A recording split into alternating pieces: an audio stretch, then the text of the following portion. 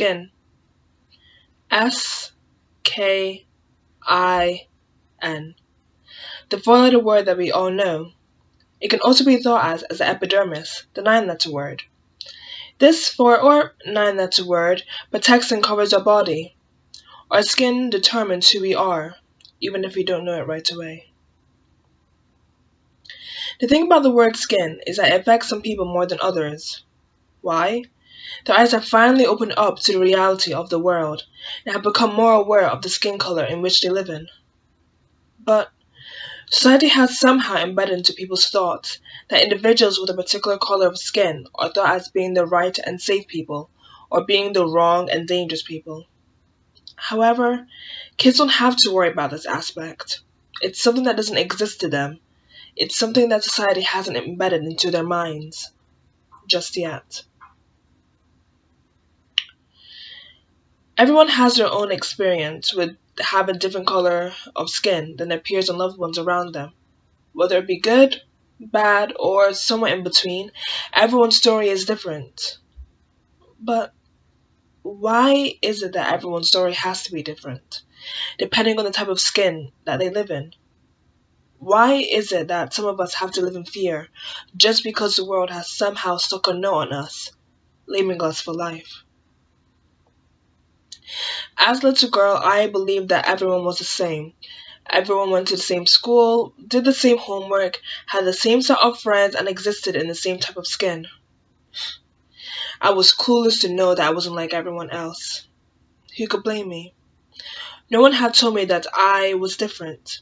The only different that I knew was the different color of eyes that everyone possessed, as well as the type of hair that grew from their head and the families in which they belonged to.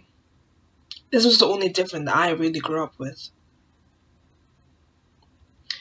But as the years have gone past, I have become older and wiser, and I am shocked and upset to see the world deciding to take this path.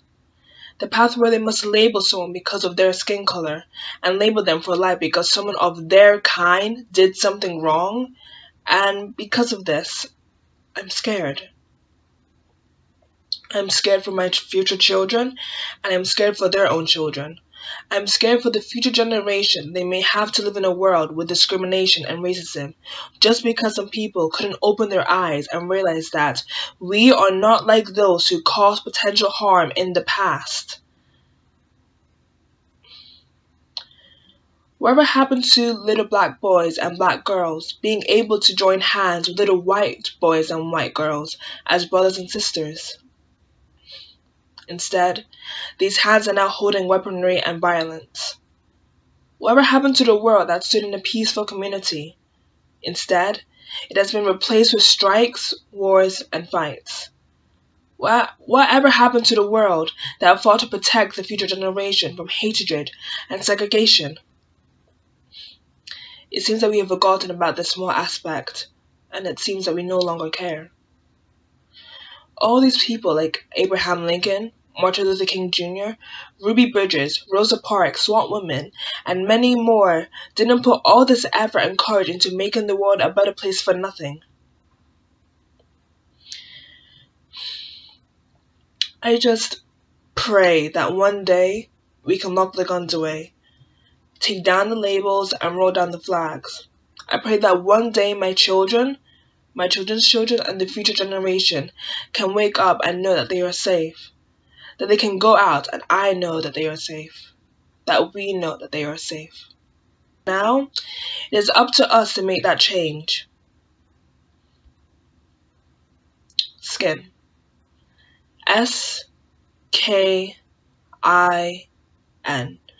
For the past several years, I have finally understood the true meaning behind this four-letter word. It shouldn't matter what type of skin that you are in. What matters is your personality, the impact that you have on individual lives, how well you approach a particular situation, as well as your attitude on society. It's up to us, the future generation, to take a stance and make a change, and what we can do to make this place a better world to live in and believe in as well.